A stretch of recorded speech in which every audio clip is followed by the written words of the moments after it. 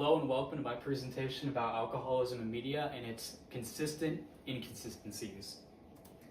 Now we see it all the time in the media, that talking about politics, talking about all the issues there. We see talking about drug addiction like Jesse Pinkman's character in Breaking Bad. We see things like the show Dirty Money talking about corruption in all sorts of realms.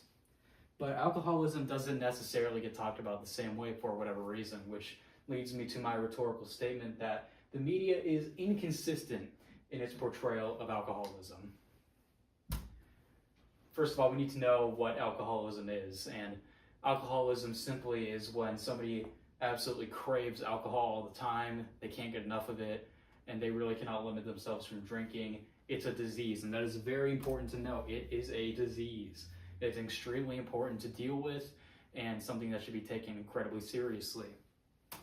However, in media, there's two ways of talking about it now, one of them being the serious way, like in real life, but the other is more, like a joke, more like a gag, that people are, just joking around and drinking a little too much, but this is one of the two ways you can talk about alcoholism in media that is most commonly accepted.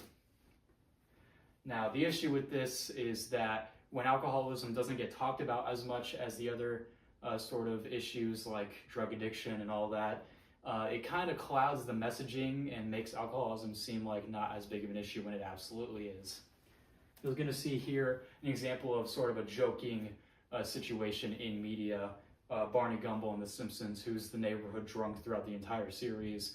This is a gag about how he started drinking. Lachrymose is to dyspeptic as ebullient is to effervescent. All right, Harvard, here I come. Psst, Barney, my dad's asleep. Want a beer? I don't know, the SATs are tomorrow. I've got 2 words for you. Mellow out, man. All right, just one. It'll get you off my back.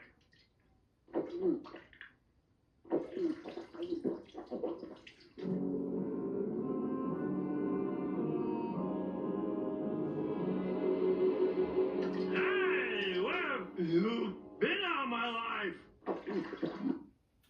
Now, this joke right here is pretty innocent overall. The Simpsons is a comedy show after all, but it's just kind of interesting to see how they portray Barney starting drinking in a way where he was on a good path and he goes onto a bad path, which you would think would be serious, but in this case it's supposed to be comedic because it just leads to the rest of the series where he's nothing more than the silly neighborhood drunk. Then you have another example, sort of the opposite way, with Growing Pains. This show in this episode is where the characters Carol and Sandy are out drunk driving and they get into an accident. Were you drinking? Yes. Was Sandy? Yes. And driving. Carol, we have talked about this. I Mom! don't believe what I'm hearing, Carol. I mean, I thought you had more sense to get into a car with a guy like that. I do! Well, it doesn't sound like that to me. Well, Dad, you don't have to get mad. I mean, we know it was wrong. We've learned our lesson. Sandy's got a second chance now, and he's never going to do it again. But right, And I'm never going to do it again either. Carol, look, I mean, I love you so much. The idea of you lying in there. Dad?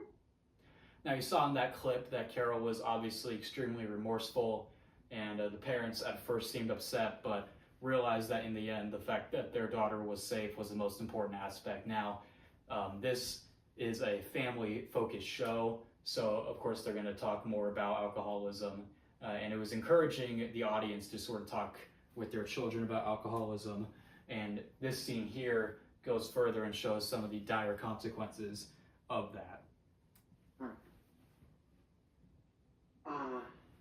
Listen, Carol, that guy Doug just called from the hospital. Uh-huh. Well, he told me that, he said that... What is it, Mike? Carol, Sandy just died.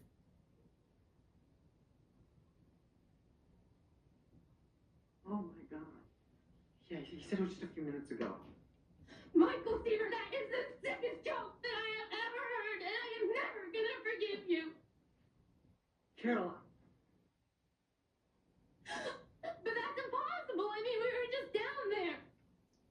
Obviously, in this scene, Carol is distraught and cannot believe what has just happened, especially since she had just seen Sandy a little bit earlier in the previous scenes, where now he has already passed away since then. It shows some of the dire consequences of alcoholism, operating a vehicle under the influence, and goes to show to the audience that alcoholism and drinking and driving are no joke. Over to Friends here. This is a more comedic scene. This is a comedy show, after all, a sitcom, so let's take a look at it and analyze. Say, honey, don't you have to be at your interview now? Oh, yeah. See you guys. Bye. Ridiculously dull, Bobby. Oh my God. It's not that bad. Not that bad? Did you not hear the Hammer story? Okay, don't get all squinky. Maybe it was just the kind of story where you had to be there. But I'm gonna be there for the rest of my life. I mean, I can't break up with him. I'm the one who made him quit drinking. He's dull because of me. All right, don't say that. He's probably always been dull. You just, set it free.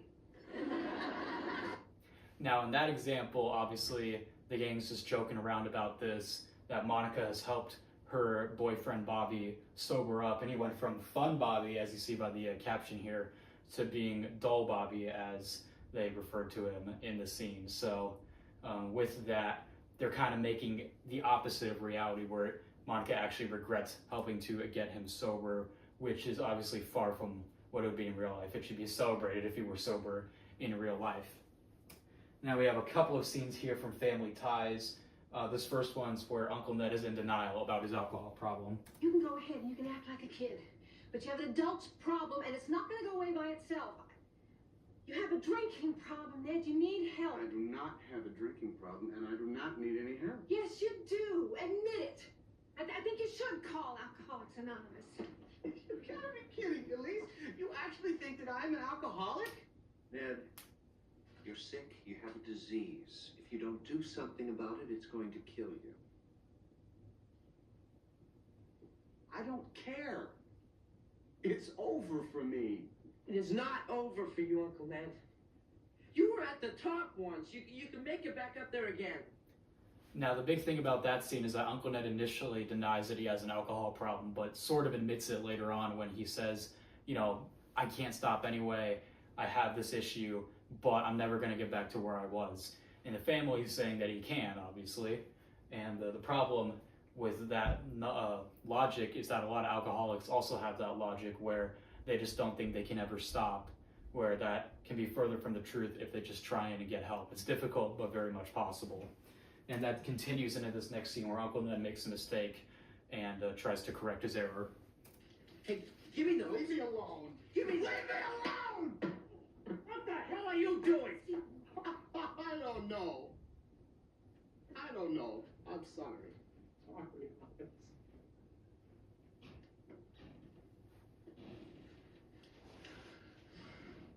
All right, Ned. That's it. It's over.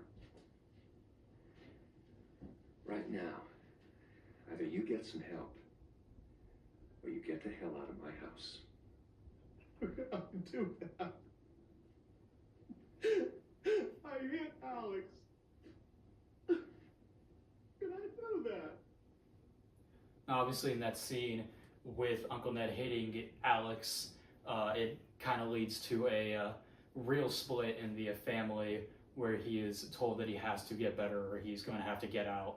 And he does eventually go on to call Alcoholics Anonymous later on. So it kind of shows something that can happen in real life, and we kind of saw it a little bit in the other scene from Growing Pains, where Carol stops, having a desire to drink because of what happened to her friend Sandy when he passed away in the accident. Whereas in this scene, Uncle Ned hits Alex and it causes a family fracture, which encourages him to want to stop drinking. And that happens so often in real life as well. To wrap this up here, what does it all mean? Well, alcoholism does need to be shown in a very serious manner more often in media.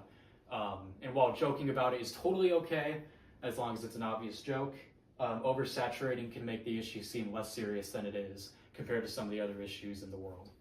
So thank you all for watching, and have a great rest of your day.